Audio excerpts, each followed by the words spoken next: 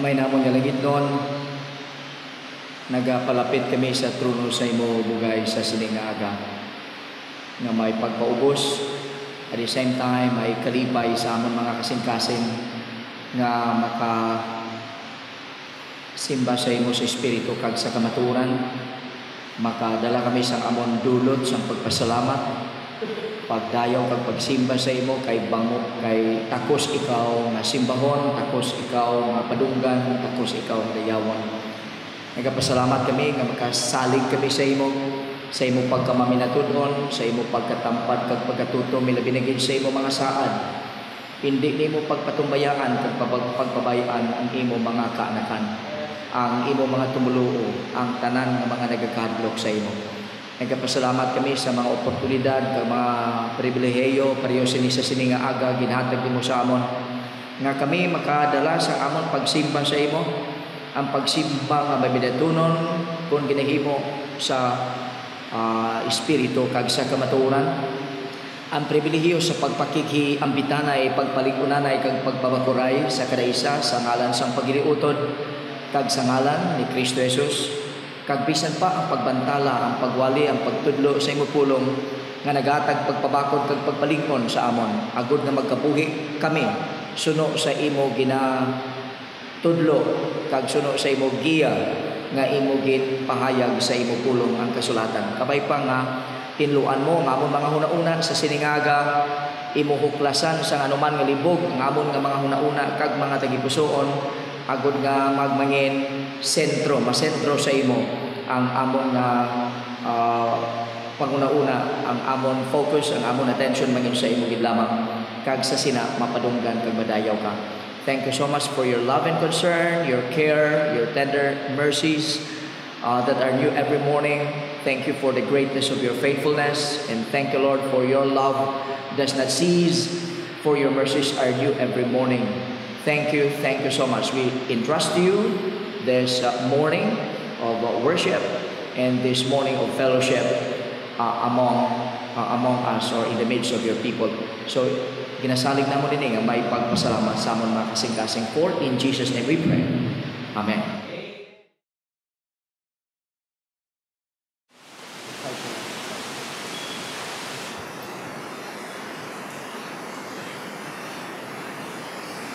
Magandang umaga po.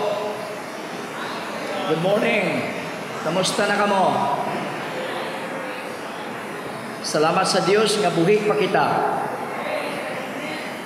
Salamat sa Dios nga healthy pagid kita.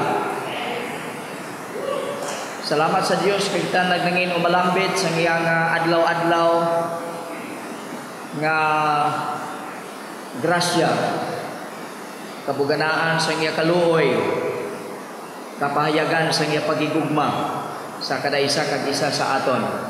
And this morning we are so grateful to Him sa tanan nga iya nga ginahimo para sa aton. Bisan ang aton sitwasyon, ang aton circumstances sa karon, hindi naton pagkalipatan, naga-work para sa aton. Hindi batok sa aton nga mga kaanakan sa Dios. Let us always remember Romans 8:28. Let us always remember the lesson that particular verse is teaching us. For we know that all things work together for good to them that love God and to them who are the called according to His purpose. Wala lang labot mga kauturan ang wala gintawag, suno sa iya tinutuyo, kag wala labot ang mga wala nagapalangga sa iya. So may divine side, may human side. Divine perspective, human perspective. Why do you love God? Well, the answer is also recorded in John, 1 John. Because He first loved us. Nga nagpalapit ka sa Diyos, nga nangita ka sa iya, because He first sought you. Muna, so salamat sa Ginoo nga wala sang palagpat sa iya. Wala sang nagkatabuan lang ba? Wala sang nagakatabo nga way sa kay balo kag wala sa maayo nga tinutuyo. Okay, mamuyo kita. Amay namon nga langitlon, salamat gid sa imo kaayo kag katutom sa amo. Salamat gid sa imo pagkamatuod, pagkamaminatud-on, pagkatampad sa imo mga saad sa imo pulong. Salamat gid nga sa imo grasya, nabuligan mo kami nga adlaw-adlaw magbutang lagi sa among pagsalig sa imo. Nga magkabuhi hindi sa kung ano lang makita namon, kag sa kung anong amon balatyagon, kundi magkabuhi sa pagsalig sa imo. Ikaw nga amon Dios nga buhi, kag aktibo nga nag-engage sa amon mga daily affairs bilang imo mga tumuluo, bilang imo mga pinalangga, bilang imo mga kaanakan. Nagampo kami para sa mga kauturan nga nagakinahanglan sa imo pagbalig-on kag pagpabakod sa sining adlaw. Nagapangamuyo kami sa imo pag-ayo sa atong mga nagabalatian. Nagapangamuyo kami sa imo paghatag sang paglaom sa atong mga nakulangan sa paglaom. Nagapangamuyo kami nga imo kaluy-an ang tagsa-tagsa nga nagakinahanglan kag nagakilala nga kinahanglan nilang imo kaluoy. Ginatugyan namon sa imong Pilipinas, ginatugyan namon ang bugos nga kalibutan nga ari karon na overwhelmed sang COVID-19 pandemic. Pero kapasalamat kami kay kami adlaw-adlaw nagnangin mga umalambit sang imo kaluoy sa bagay nga ginatipigan mo kami, ginaatipan mo kami, wala mo gid kami ginapatumbayaan. You are always keeping us safe in the hollow of your hand and under the shadow of your wings, under the shadow of the wings of the Almighty. Thank you for this time. Thank you for this privilege that we can honor you by giving our full and undivided attention to the preaching and the teaching of your holy word. Panghikot ka lang sa among tunga sa sining nga aga. In Jesus' name. Amen. Padayon ng mga kauturan ng aton pagtuon. This is now the third in series of the message, the Christian steadfastness in the face of opposition. Si Apostol Pablo pagsulat niya mga kauturan sang isa sang iyang mga prison epistles and thus his letter to the Philippians, ang iyang main motive amo ang kalipay. Ang iyang major theme amo ang excellency sang persona kag sang binuhatan ni Ginoong Hesus. That's the major theme in his letter to the Philippians, using the main motive, and that is joy in the Lord Jesus Christ. It's not joy, it's the joy in the Lord Jesus Christ. Every time na nagabisita ako, kag daw depressed ang pasyente o kung ang ginabisitahan o kung ginaminisiteran ko, may tatlo lang gid ka mga prescription ang ginabilin ko, way labot niya sa prescription sang doktor.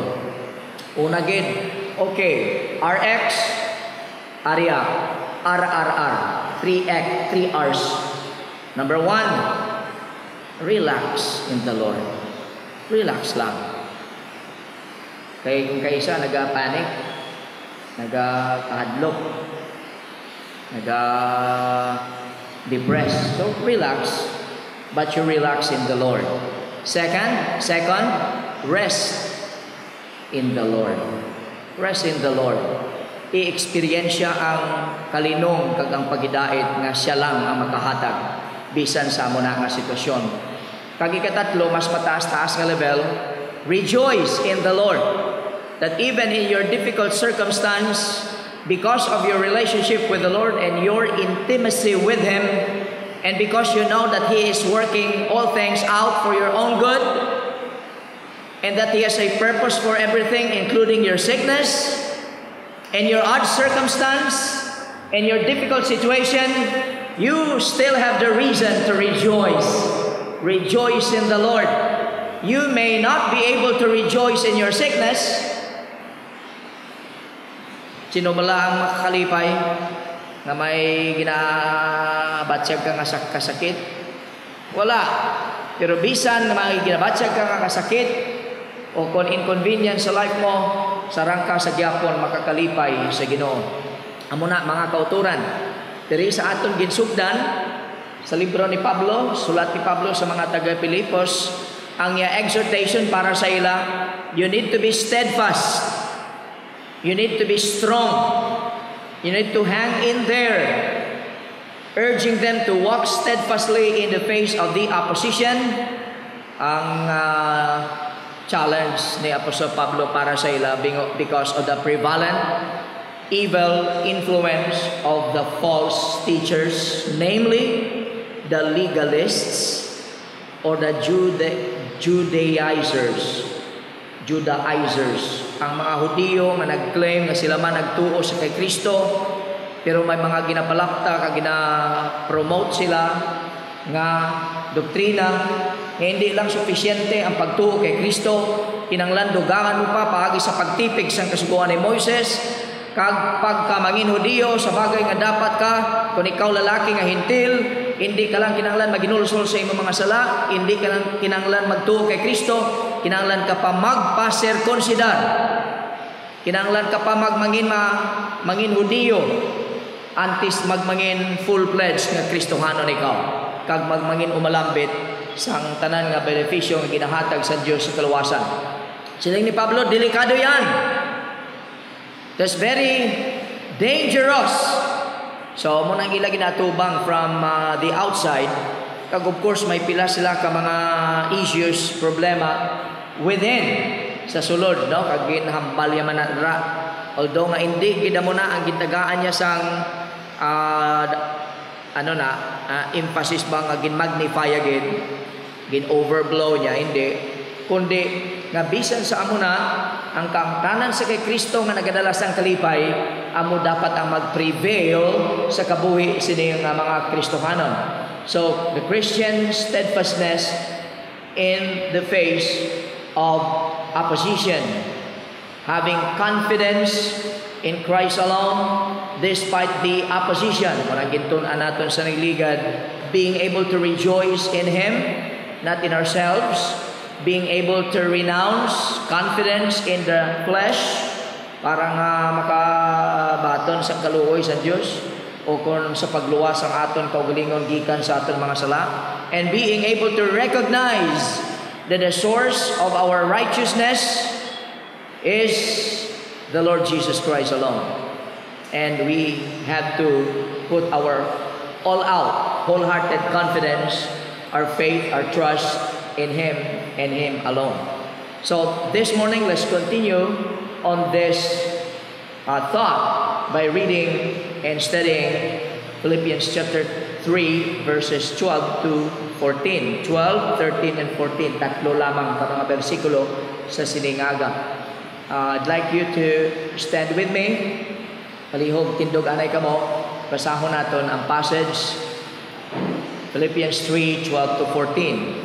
And please read with me, read aloud with me. Let's read the verses together. Ready? Begin. Not as though I had already attained, neither were already perfect, but I follow after, if that I may apprehend that for which also I am apprehended of Christ Jesus. Brethren, I count not myself to have apprehended, but this one thing I do, forgetting those things which are behind, and reaching forth unto those things which are before, I press toward the mark, for the prize of the high calling of God in Christ Jesus. May the blessings of the Lord be upon the reading of His holy word. Thank you so much. You may now be seated. Pwede na kapungko ang tanan. Ang focus, the subtopic, the subtheme sa aton nga tema sa siningaga amo ini. Okay. Pressing on toward the goal of complete Christ-likeness. Pressing on, ang pagpadayon sa paghimo sa tanan mo nga masarangan, naman ang silingon. Pressing on, putting on your maximum effort, ang pagbuhos ang tanan parehas ang munog dalagan para nga makauna labot sa finish line. pressing on toward the goal, and the finish line is the complete Christ likeness. Jutay nga background there, jutay nga pagpanumdum sa mga natun-an tana sa nagligad. Pati na ninyo, si Apostol Pablo naghatag sang warning, caution sa mga Philippian believers nga mag-andam sila sa mga ido. Beware of dogs. Kag iya man gin-describe nga evil workers, kag iya man gin-describe nga concision, or just simply the cutting of the flesh, or false circumcision, the Judaizers, the legalists, the false teachers. Amo nang description ni Apostol Pablo, ya andam kamo sa ila because they are seeking to lead you astray from the true gospel of the Lord Jesus Christ. And after that, he went on to clearly state the reasons why. Yan agyan ko na tanan. Sang una kaupod man ako nila. I had been there before. I had been like them before. Though I could boast in what they are boasting now. In my birth, racial heritage, ang akong pagkahudiyo, ang akong pagkasiluso, ang tanan ng mga religious achievements and accomplishments, puhidigig ko kapabugal, kag puhidigig ko kasalig sa akong mga religious accomplishment and achievement, and even my past works, puhidigig more than any of you can. Pero anong siling na Apostol Pablo?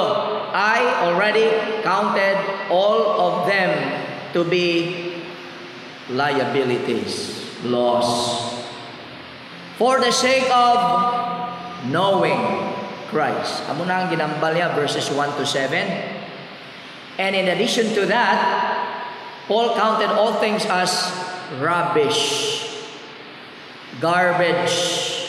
Pareho siyang nagagawa sa sapat o kung sa tao. Muna, tanan na sila mga wala kabilinggan. Kung ikumparar mo sa beyond and over and above the ordinary, the surpassing value of knowing the Lord Jesus Christ, my Lord. Kung ikumparar ko na tanan sa akon pagkilala sa Ginoo, wala na sila di makumparar. So ginpahayag ni Pablo mga kauturan ang pag-value niya sang iya kang tanan sa kay Kristo, kag ang pagbutang sang tanan niya nga pag-asa kag paglaom kag sang iya pagsalig sa isa lang kabagay nga si Kristo lamang ang makahatag, that righteousness which comes from God through the Lord Jesus Christ on the basis of faith. And only that righteousness na gin-impute, gin-apply bangod sang grasya sa sang Diyos could ever restore him to a right relationship with God. It's not his doing good works. It's not by his obedience, by his obedience to the law. It's not, but it is through faith in the Lord Jesus Christ alone that his relationship to God can be restored. Karon ang handom ni Apostol Pablo ginpahayag yaman, as should be the desire of every one of us, every Christian, and that is to know Jesus Christ more and more, to know him more deeply, to know him more intimately, to know Jesus Christ to the greatest depth humanly possible. Muna ang iyang hando mga kauturan sa mga Kristohanon. He is urging the Christians to attain the highest level possible. Samtang wala pa kita nakalabo sa punto, sa peak, sang moral perfection before God. Kaya muna ang handong ni Apostol Pablo. He want to see the power of the resurrection, changing him, transforming him from the inside out, making him the kind of vessel for the Lord Jesus Christ to live through. Munang ginambalan niya sa munang sugilano ni Pablo, verse 8 up to verse 11. Now here, the Apostle Paul is actually setting a good example for us. He is a wonderful example to model ourselves after. Yet Paul knew there was room for improvement in his life. May ara pa lugar para nga mag-improve siya.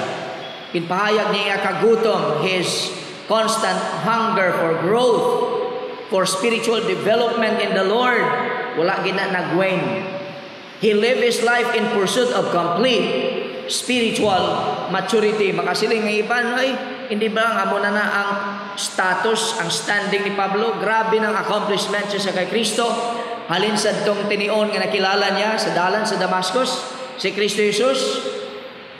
Great apostle, the apostle to the Gentiles, handpicked by the Lord Jesus Christ, even though he was not a member of the original 12. Pero ginpili siya personal ni Jesus. Pero nung sila ni Pablo, ay hindi pa kuya kontento sina mga kauturan. I need to pursue for complete and spiritual maturity. Still, hantod karon, hasta karon. So muna ang gina-emphasize niya diri mga kauturan sa following verses. Alin sa verse 12 hasta sa verse 14, diri may mga requirements o kung mga requisites o kung guidelines kung paano kita mag-press on, mag-pursue to achieve complete Christ-likeness, to achieve the spiritual growth unto perfect Christ-likeness that God desires for us to achieve. Alright, number 1, first requisite, the first requirement, the first guideline. Remember, every Christian is on a race. Christian life is a race. This is our race. Diri kita paintra ni Jesus by virtue of faith in Him. Wala diri labot ang hindi tumulo ni Kristo. Ang tanan nga nagadalagan sa dalaganon ni Kristo, mga tumulo ni Kristo.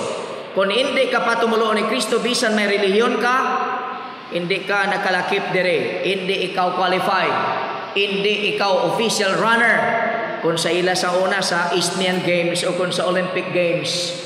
Okay, so kinahanglan magpadayon sa pagdalagan, kinahanglan magpadayon sa pagdalagan sa dalaganon nga Kristohanon. Hasta ka malapot mong finish line. And this time, anong finish line ta? Complete Christ-likeness. Complete or moral perfection before God. Let's remember that. That's our ultimate goal. Perfect Christ-likeness. What is the ultimate goal of Christian life? Perfect Christ-likeness. Complete Christ-likeness. Nakadangat na tadara? Wala pa. Si Pablo siling, nagsiling, wala pa kuda kadangat. Okay. So, anong kinanglanon ta mga kauturan para mag-press on pagig kita?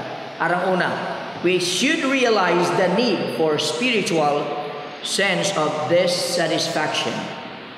Amo ni nga klase sang dissatisfaction nga ginagamit in a good sense.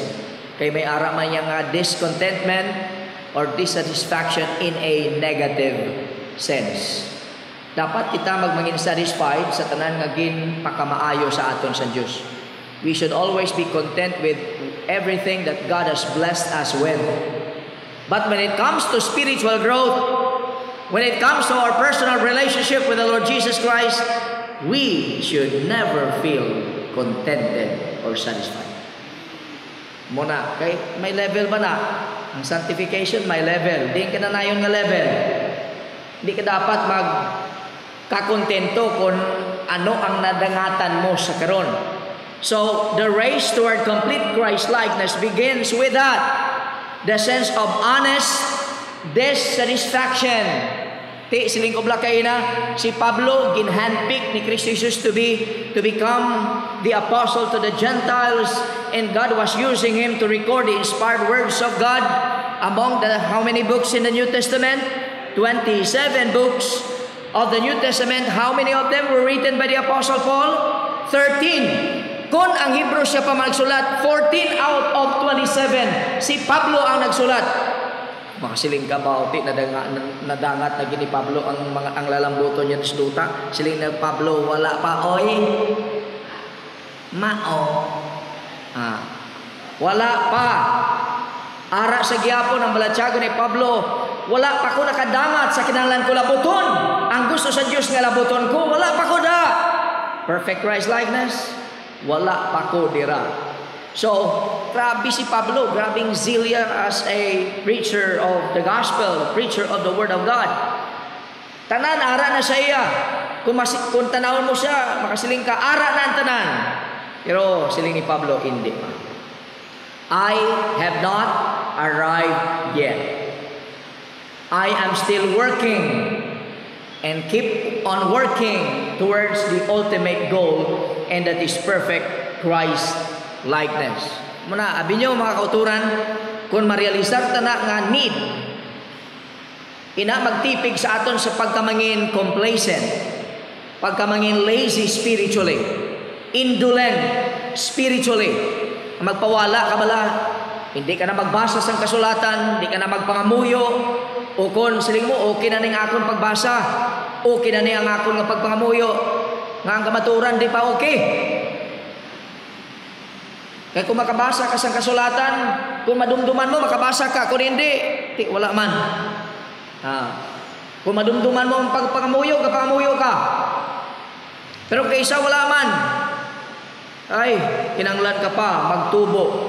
You don't have to be complacent or satisfied with your life, with your relationship with the Lord, with a kind of intimacy. Ang intimacy, ang pagkalapit kag sang ministry nga ginhatag sa Diyos sa imo. So Paul always sought ways to grow, ways to mature.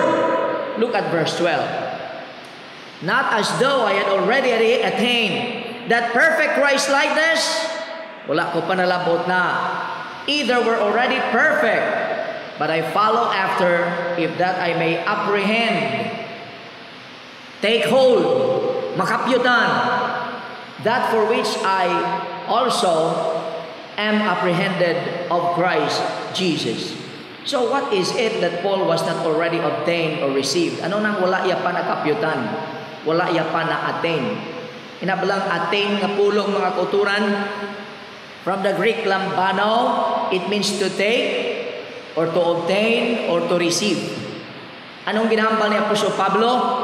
Nga wala, may isa ka bagay nga wala pa nako na angkon. Wala ko pa na-obtain, wala ko pa na-baton. Ano na, kaluwasan? Definitely, he's not talking about salvation. Kay kumplito na. Si Pablo nakabato na siya na. He was already confident that he was made counted righteous in Christ through faith by grace, and therefore was saved. Naluwas na siya and would be with Christ forever. Sa tiniyon nga mapatay siya, upod niya ang Ginoo. Inano man ang ginasiling niya mga kauturan. Ang ginasiling niya mo ni, wala iya panalabot, ang iya personal, okay, ang peak, sa iya personal intimate relationship with the Lord Jesus Christ. He's talking about the peak. Ang punto nga perfecto na siya, morally speaking. Kung ang Christ-likeness ang pag-amalan, kung ang punto ang pagkilala sa kay Kristo Jesus in a personal and in an experiential manner ang pag-amalan, ya wala pa ko kadangat da. Kadamo pa sang area sa akong life, sa akong kaangtanan sa kay Kristo nga kinahanglan pa ako magtubo.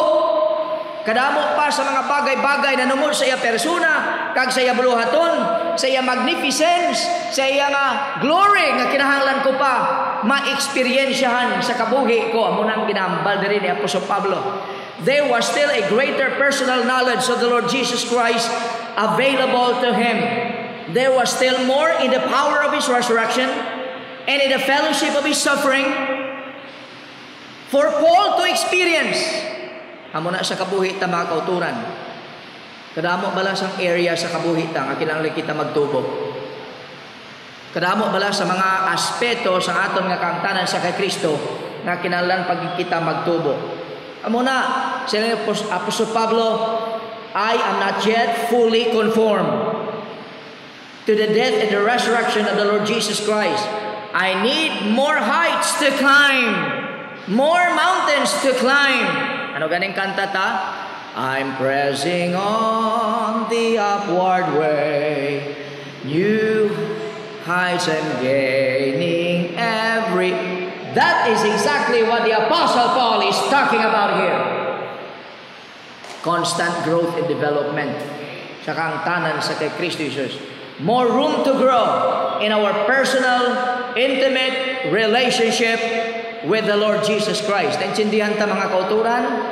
Amo na nga hindi kita magtinamaran sa pagbasa sa kasulatan, sa pagtuon, pag-intindi sa kasulatan, kag pag-aplikar, pag-put into practice sa aton ginatunan, sa aton naintindihan, sa gintudlo sa aton sa Ginoo. We need to grow in that aspect. Commitment ta sa pagpangamuyo. Kinahanglan kita magtubo da. Ang aton intimate, constant fellowship with the Lord every day. We need to grow in that aspect. Do not be satisfied with what you are now, what level you are now in your Christian life. Do not ever be satisfied. Are you with me? Madamo sang Kristohanon tamaran.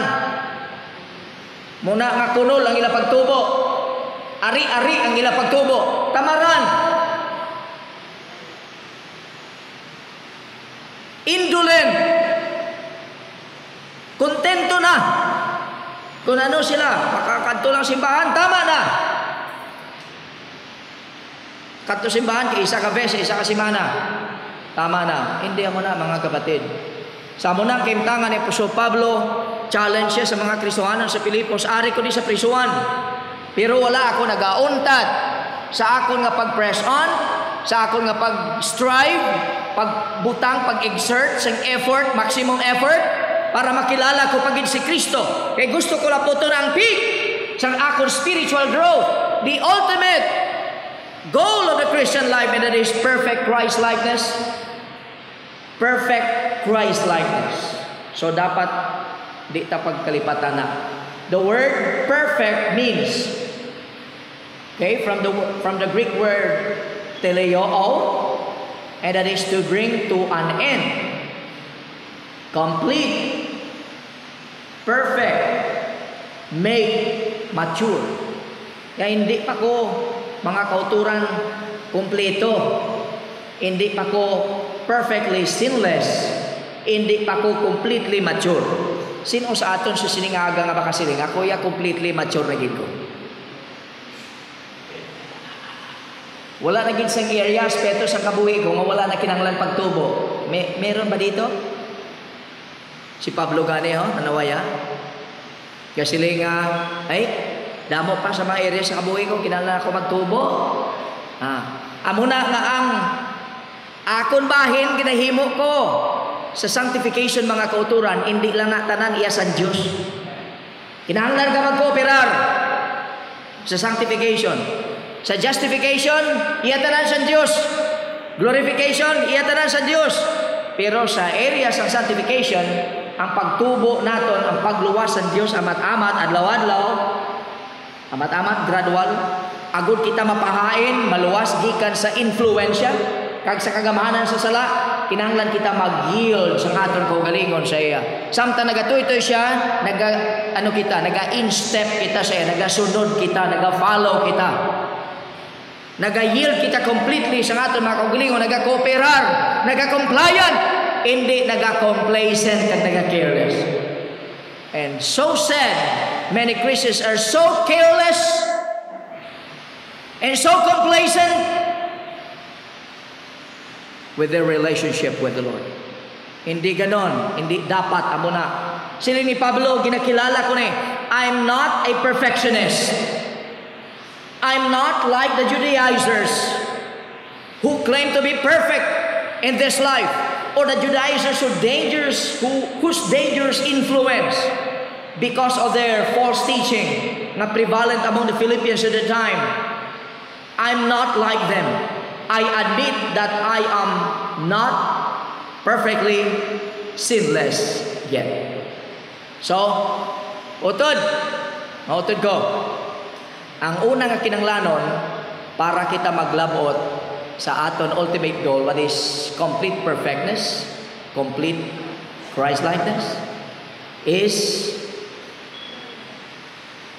the real spiritual sense of this satisfaction.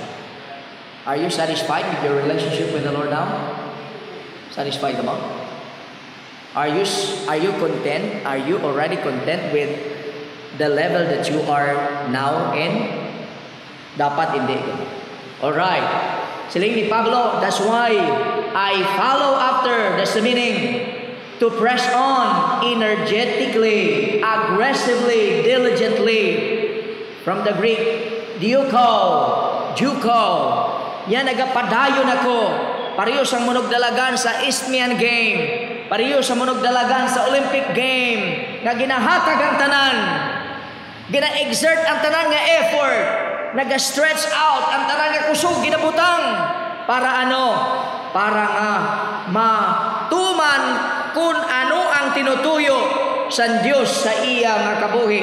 So that the purpose of God may be fulfilled in his life. So Paul was saying, I am diligently pressing on. I am pursuing greater personal experiential knowledge of the Lord Jesus Christ, intimacy with him, conformity to his death, conformity to his resurrection, even the fellowship of his suffering. I am pursuing Christ-likeness with enthusiasm, pursuing Christ-likeness with all persistence as a runner in the Greek games. Muna kinanglanong tamang kuturan. Putting all effort, that is to press on. Tanan nga pagka-aggressive kag energy ginaputin mo. Question, amo kita sina? Amo man ang ginahimo ta? That's my question. Pareho kita sa kay Pablo, pareho kita sa isa ka runner nga ginahimo ang tanan para malabot siya ang kilalambuton. O kung tamaran kita, basta mga spiritual things ang pagamalan. Wala damil. Sabi niyo, utod kung wala ka damil sa mga, wala ka appetite sa mga spiritual things. Seryoso ba na nga question?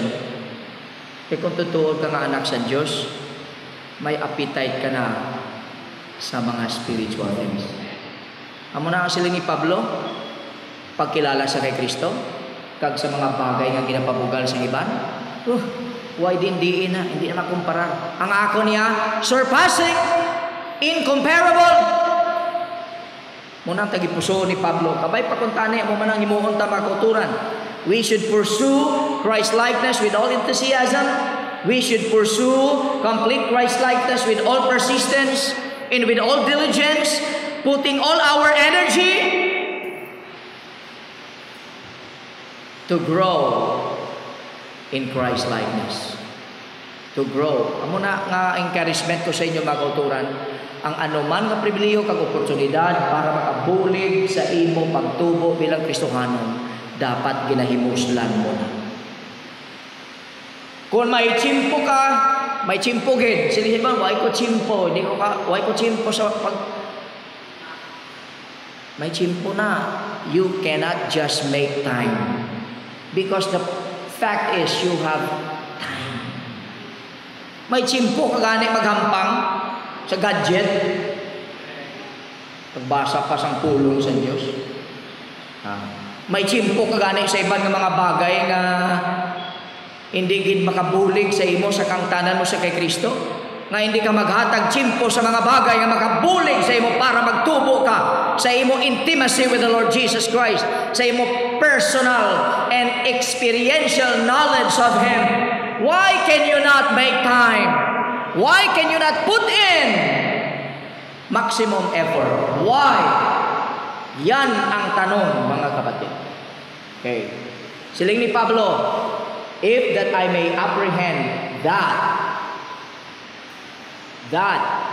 for which also I am apprehended of Christ Jesus. Amo ning punto sina. Apprehended is to take hold, to arrest, to catch.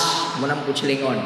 Agud kapiyutan, dakpon, ang kunon, ang ano, ang tinutuyo nga nangin rason nga gindakop ako ni Kristo, nga ginhimo ya ako nga ianak, nga ginhimo ya ako nga ialagad. May tinutuyo siya, may lalambuton siya. Sila ni Pablo, gusto ko na malabot, ay nang lalambuton nga gusto ni Kristo labuton ko. Ginahatag ko ang tanan para maangkon ko ang gusto ni Kristo nga angkonon ko. Santong gintawag niya ako sa kaluwasan, kag gintawag niya ako sa pagpangalagad sa iya. Brother, sister, I challenge you. Na-discern mo na kung anong lalambuton? Ano ang lalambuton? Nga gusto ni Kristo ang lambuton mo? Ano ganit to liwat? Ultimate, perfect Christ likeness. Ginahatag mo ang tanan para malambot mo na. That word actually, katalambano, is simply an intensification of the same word nga gin-translate nga obtain at the beginning of the verse. Not as though I had already obtained or attained. So, intensification niya lang. So, si Pablo nagasiling that he wanted to gain the very thing for which Jesus had made him his own. Inang bagay nga nagnangin rason nga aginhimo siya nga anak niya. And what is the thing? In verse 14, in context, ina nagakahulugan sa aton gin highlight. And that's the high calling of God or the upward call of God in Christ Jesus. Kag kunin mo na nga i-relate sa konteksto sa mga preceding verses and chapters, kag sa iban pang ginsulat ni Apostol Pablo, it has to do, brothers and sisters, with the conduct, the manner that can be considered worthy of the gospel. Chapter 1 verse 27. Ang butsilingon, that high calling, that upward call includes to conduct ourselves in a manner worthy of the gospel of the Lord Jesus Christ.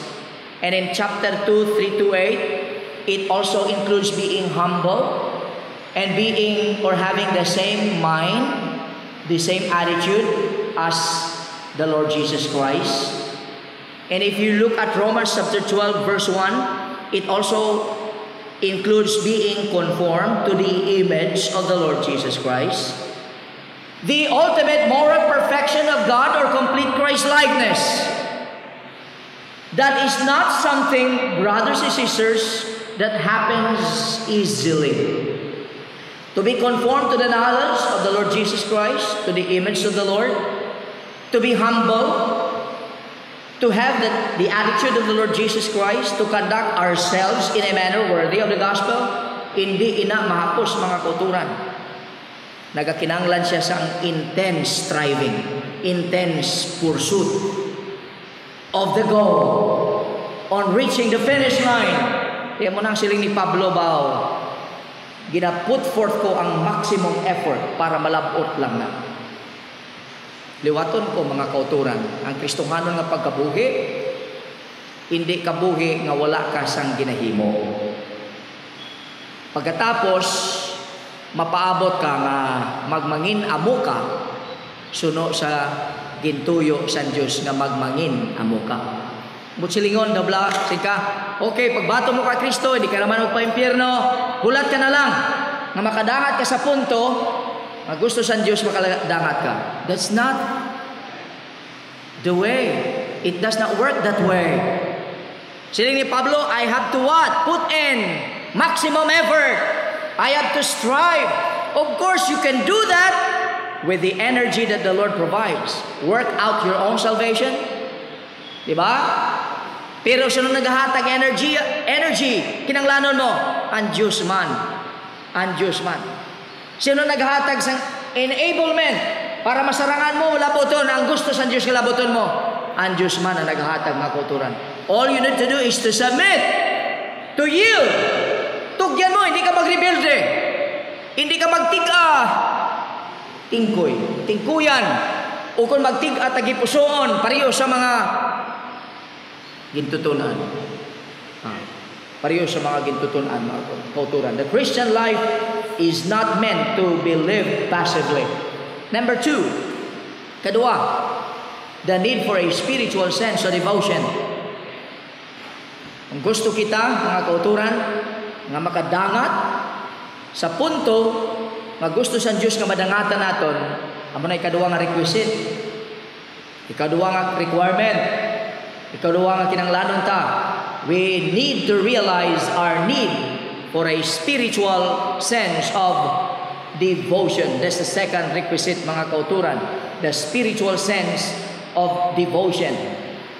That is in verse 13. Here, the Apostle Paul makes clear that he has not yet become completely like Christ.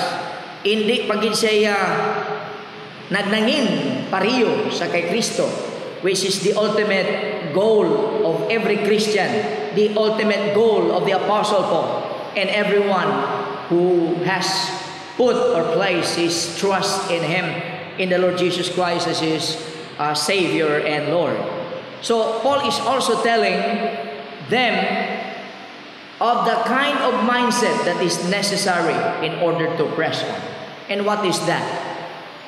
The mindset of devotion, being devoted. Anong panawag sina? Concentrated focus.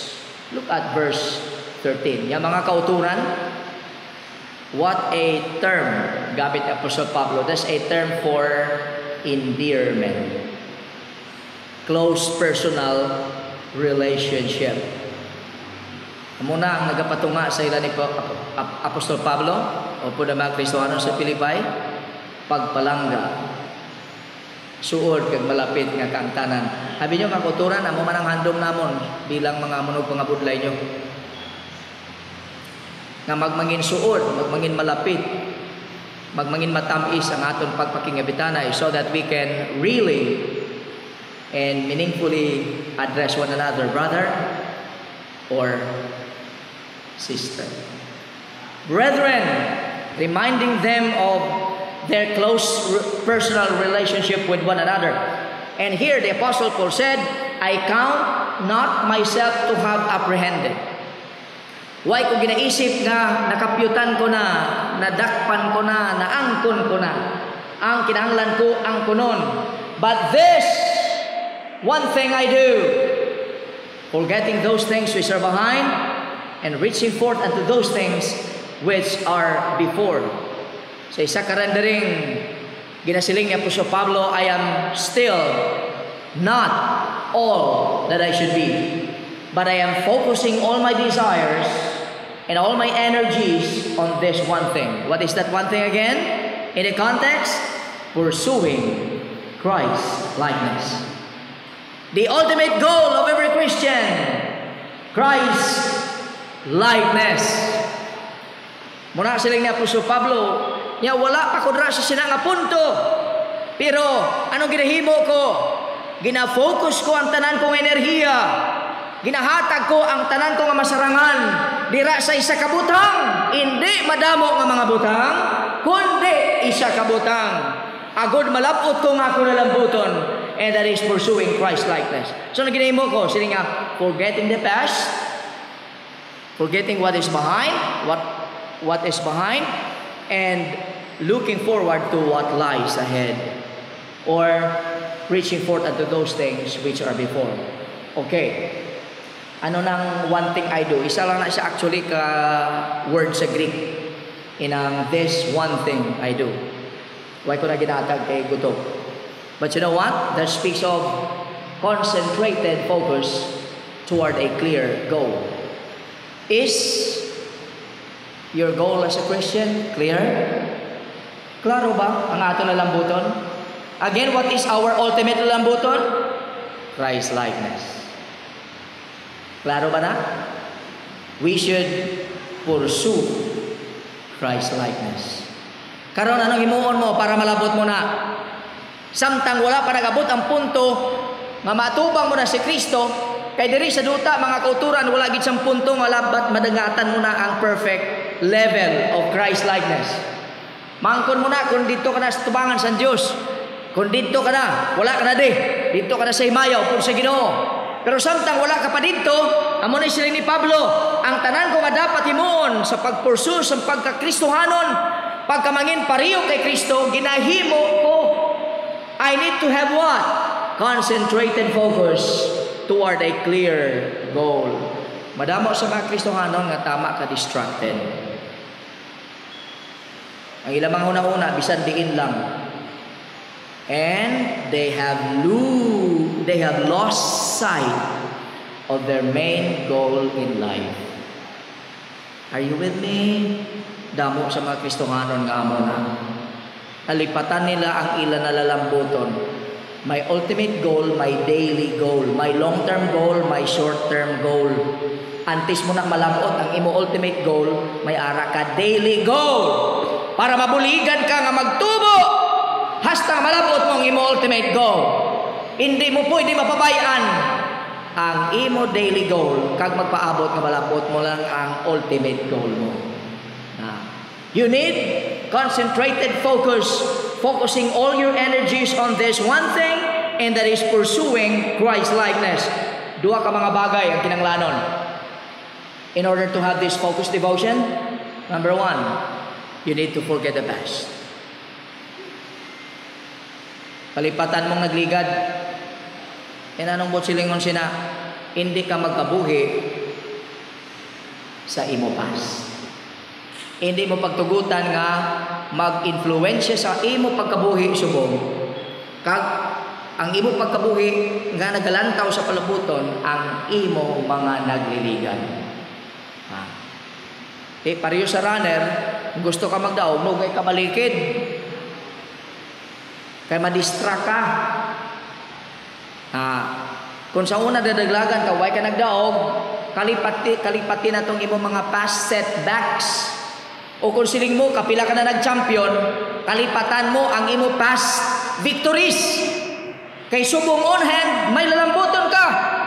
Hindi na to, why na to, labot to. Past is past. Ang nagligad na. May duwa ka mga practical nga rason nga kinahanglan kalipatan tang ato mga nagligad mga kuturan. Nga aman, may tendency kita nga mag-preoccupy sa aton kaugalingon with our past disappointments and hurts and never experience the overpowering and healing power of God in our lives. Hindi ta malambot ang aton nalambuton kung sali kita. Sali mo kakutkot ang imo nagligad. Tapos magkapyot sa imo mga bad experiences. They will become an anchor that weighs you down. Sagabal ina, distraction ina mga kauturan. We will hang to a past hurt, nagin-inflict siyang iban sa aton, that will eat you up.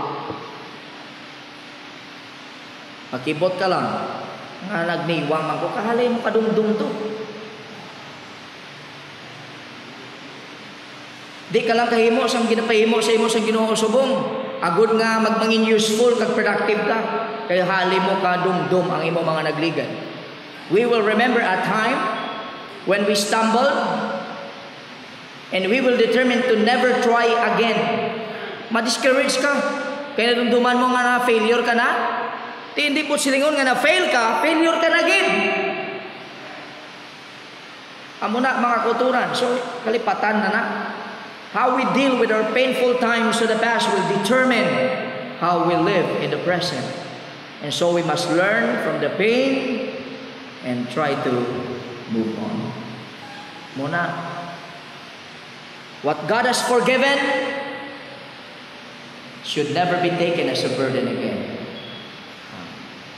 Kedua, sometimes we will rest on our laurels, past accomplishments, and not continue on to greater accomplishments. So, kontento ka na nga, nagdaog ka sa kung athlete ka, well, kung inter-school, champion ka na. Pagkatapos, kung sa atong papalaro, kontento ka na, may harap pa sunod? Asian Games, may harap pa sunod Olympic Games. Hindi ka lang magdaog ka sa purok. Hindi ka lang magkontento nga nakadaog ka na sa purok. Okay na. You need to what? Continue on for greater accomplishments. We will repay the past victories and be content or satisfied with them rather than continuing to push ahead to great things for the Lord Jesus Christ. And that happens to many people, brothers and sisters. But here the Apostle Paul is determined that he would not rest on the past accomplishments, but will always look forward to what yet needed to be done. Kinanglan amo na mga kauturan. Kalipatan amo na silingi sa verse 13, forgetting those things which are behind. In context, anong ginahambal ni Apostol Pablo? Balikon mo sa verse 4 sa verse 8. Ang iya nga past heritage, ang iya religious accomplishments, tanan niya nga mga personal achievements, tanan na naginsiling niya na lost and rubbish in view of gaining the Lord Jesus Christ and knowing Him personally and intimately. Now, dapat mga kauturan, pamatiin niyo ko, ang focus ng tagsa-tagsa ka Kristohanon, ara lang kay Kristo. Are you with me? The Christian's focus should be upon the Lord Jesus Christ and not what lies behind. Otherwise, that is off to the side, no? Ang past service, kung tanawon mo ang pagpangalagan ni Pablo, kung abi mag-duel lang siya damo gid sa mga pwede mag-discourage sa iya. Ang iya pagpangalagad, damo sa mga gitawag defeats. May ara man gitawag ng mga victories. May mga lugar, may mga punto sa iya pagpangalagad nga he was opposed, he was persecuted, the gospel rejected. He suffered much because of the gospel. Ina mga setbacks na. Kung paungot lang ni Pablo, iya kaugalingon da. Kasi nga, di na ko. Tama na. Punta ko. I give up. I surrender. Kung tanaan mo lang, ma-discouragements, kadamo lang. Amo na, nugay katulog sa tao. Sa ginimo sang tao sa imo. Tulog ka sa Ginoo. Muna, kung victories naman ang pagamalan sa personal nga pagkabuhi, sa ministry nga level, ati kadamo man mga kauturan. Damo sa mga nagkalaluwas, ginluwas sa Ginoo paagi sa ministry ni Pablo. Personal. Public ministry ni Pablo. Hindi siya yung nagluwas ang Ginoo. Siyang gingamit, naging instrumento siya. Madamo sa mga churches nga natanong, in many different countries, areas in the then known world, the Greco-Roman world, damo. Pero why sa isling si Pablo? O kita mo? Okay na to. Okay na to. Hindi. Sila ni Pablo, kalipatan ko to. Kay may ara pang halalambuton ako. He purposely forgot what lies behind. Muna sa Christian life, mga kauturan, kinanglan amuman kita. Sina? Kung sali mo dumdum ang mga nagligad, delikado. Pwede ka nga madisgusto, pwede ka mangin lethargic, pwede ka nga mangin apathetic, mangin negative, mangin passive and indolent. Forgetting those things which are behind. Kadua, kakinanglan sa focused devotion, embracing the present. Kung anong gintugyan ka ginatag sang Ginoo sa imo, subong, currently, subong. Kinalan ikumiter mong imo paglingon to reach forth unto those things. Kung ang ginahatag ya subong, amo na ang imo tutukan, kag amo na ang imo hatagan sang imo pagtamo, focus, devotion. Anong siling niya? And reaching forth. Ano na, sano yan na ginahimong pag-reach forth? Present. He was inside the prison cell, or he was a priso caballero. Pero sila ni Pablo, may mga lalambuton ako. He had not time to live in the past. And there were too many wonderful opportunities for him. He could not worry too much about the future and neglect the present needs, present opportunities. So kay balo si Pablo that he had to live in the moment. Gina-embrace ang tagsa-tagsa ka mga opportunity nga ginahatag, gina-provide sa Ginoo. Kay gusto niya makahatag sang impact sa ginarian sa Dios sa lawas ni Kristo adlaw-adlaw.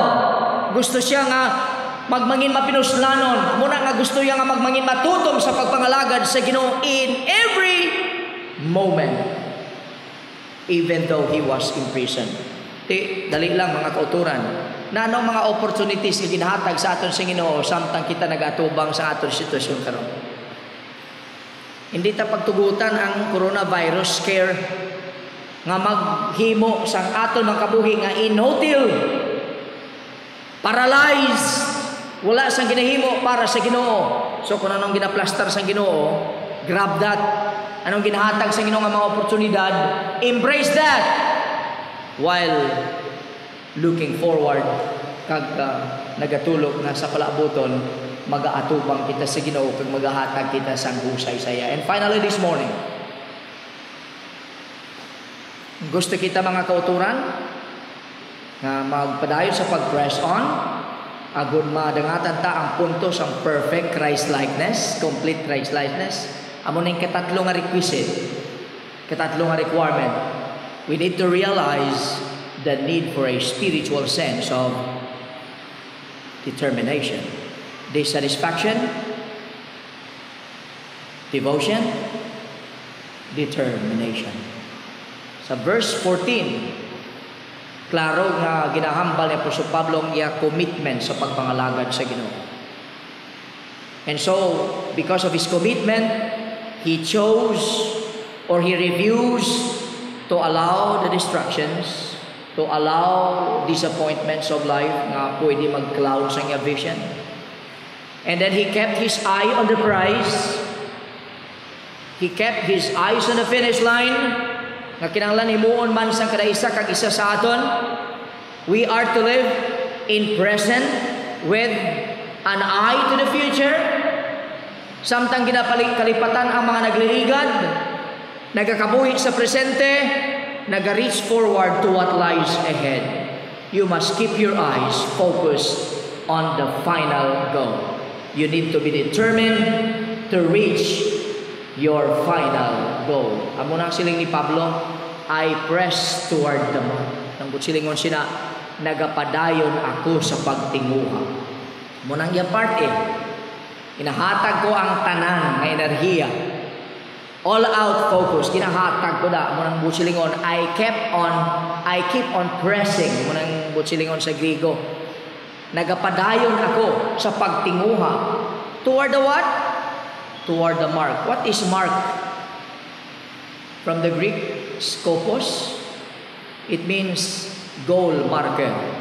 Di sa Olympics, o kung sa palaro, o kung lang sa panaad, sa mga dalaga noon, track and field. Now, 100 meter dash, 400 meter relay, o kung marathon or whatever, anong ara sa punta mga kauturan? Higot, o kung panawag sila, finish line marker. Amo nang silingon sang mark dira. The object at the end of the course on which the runner fixes his gaze. Every runner, every Christian runner should fix his eyes on that goal marker. Samtang nagadalagan siya. Ang tagsa-tagsa Kristohanon, may ara kaugalingon nga track. Ang tagsa-tagsa ka Kristohanon, may ara kaugalingon nga lane. Ang tagsa-tagsa ka Kristohanon, may ara kaugalingon nga goal. Kung ikaw nagadalagan, hindi pagtulo ka kung paano nagadalagan ng iban. Kung nagakimpang-kimpang iban, hindi ka man magkimpang-kimpang. Kay may ara kay mo kaugalingon nga dalaganon sa kay Kristo. Amen. May ara naga-encourage sila binagyan tong mga Kristohanon na naguluna na. If you try to look at Hebrews 11, amo na nga chapter 12, amo na silang ilang mga legasiya, ginatulok nga mga encouragement. Pero anong imo nga lalambuton? Ang imo mata, ang focus mo to si Kristo. At to siya, siyang marker. Ang Christ likeness, ang imo pagtubo sa iya nga imahen. Amo na imo nga lalambuton, complete Christ likeness, complete knowledge of the Lord Jesus Christ, complete conformity to the image of the Lord Jesus. That's your goal. Dapat naka-fix ang mata mo na. So, siling ni Pablo, I press toward that mark for the prize.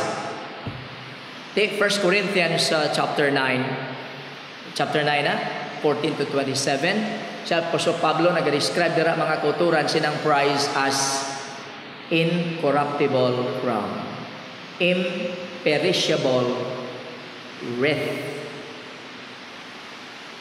victor's crown, Stephanos. Ngang nagapadalagan lang, ang makabaton lang sila mga kauturan, ang nagadetermine sa paglapot sang finish line. Ang nakatapos, galing dito sa Isthmian Games, isa lang nagabaton. Pagkatapos sa ang simbolo pa sang honor, ti ano malana dahon sang olive tree.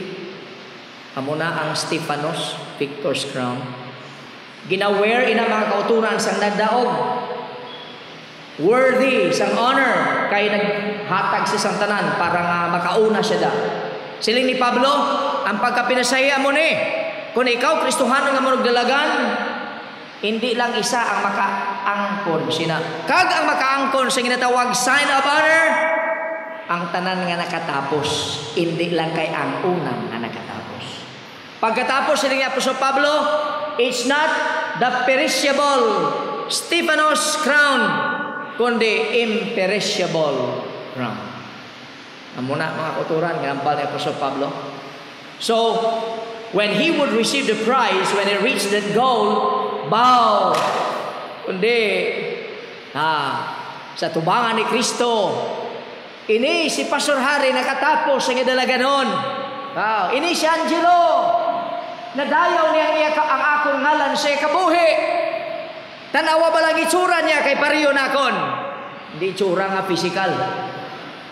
Morally speaking. Tanawa bala, kaya mo ni ang akong level sa moral standard karon nakadangat na sa muna nga level. He is now perfectly like me. He is now perfect like me. He is now completely conformed to my image. And then anong hatag ni Kristo? Damo-damo na ang mga crowns, di ba? Crown of righteousness, victor's crown, so soul winner's crown, so on and so forth. That's the prize.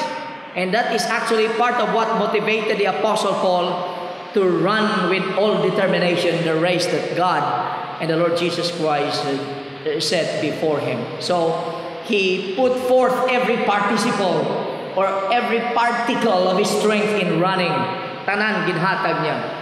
I press toward the mark for the prize of the high calling of God. Sa Griego nga teksto mga kauturan, inang prize mismo, amo na ang high calling. Sang Dios paagi sa kay Kristo Jesus. Amo na ang meaning sang high calling. Ang purpose nga magmangin completely conform ang isa ka tumuluo o kung ang isa ka Kristohanon sa iya Ginoo kag maluluwas kag hari kag Dios sa iya kabuhi. Ang kauturan, every one of us has that high calling or upward call. Amo na ang aton ginatagaan sang focus, ang aton attention adlaw-adlaw. Kag I would like to encourage you this morning na dapat kita mag-focus, magtutok, magbutang sa aton all-out attention sa sinang upward call nga siling diri ni Apostle Pablo. Paul knew that the Lord called him for a reason. God called him to carry out his duty as a servant of the Lord. Kabaluman siya that successful completion of that goal would allow him to enjoy the rewards prepared by the Lord for his faithful service. Kabalugid sina si Apostol Pablo kag kinahanglan ang kada isa sa aton makahibaluman sila. Ginluwas ka ni Kristo for a reason. Ginluwas ka ni Kristo para nga magtubo sa pagkamangin kaangay ni Kristo. Ginluwas ka ni Kristo kag nagbutang siya sa dalaganon sa imo kag nagbutang siya sa unhan sang imo kalambuton. Kung tani pariyuman kay Pablo makasiling kita 2 Timothy 4:8, henceforth ni kuno ara na kita sa katapusan sang aton dalaganon, kasiling kita, henceforth there is laid up for me a crown of righteousness, which the Lord, the righteous judge, shall give me at that day, and not to me only, but unto all them also that love His appearing. Hindi lang sa akon, kundi sa kung sino man nga nagahigugma sa iya pagkariliwan. Question, palanggata ang pagbalik ni Kristo Jesus liwan? Palanggata ang yasaad na magabalik sa liwan? Kung palanggata, then we should do this. Let's keep pressing on toward the goal of complete Christ likeness. Dapat magtubo kita mga kauturan. Dapat mga kauturan kinanglanon naton nga magbatsyag, hindi pa ko amuna ka-mature, kinahanglan pa ko magtubo pagin. Kinahanglan i-recognize mo ang mga areas sa kabuhi mo nga kinahanglan ka magtubo. And then you put maximum effort na mag-press on, magpadayon ka sa pagdalagan, agud magtubo ka, agud magmangin kaangay ka sa kay Kristo. Hindi mo pagtugutan ang imo kaugalingon nga mangin ma-distract sang sala o kung anything that would hinder you, ang obstacle nga ginabutang sang yawa o kung panulay, and then you will keep your goal in view and keep in the prize of the upward call of the Lord Jesus Christ in all our focus. Kabay pang amuna mga kauturan ang aton handom sa sininga aga. Magapanguyo kita.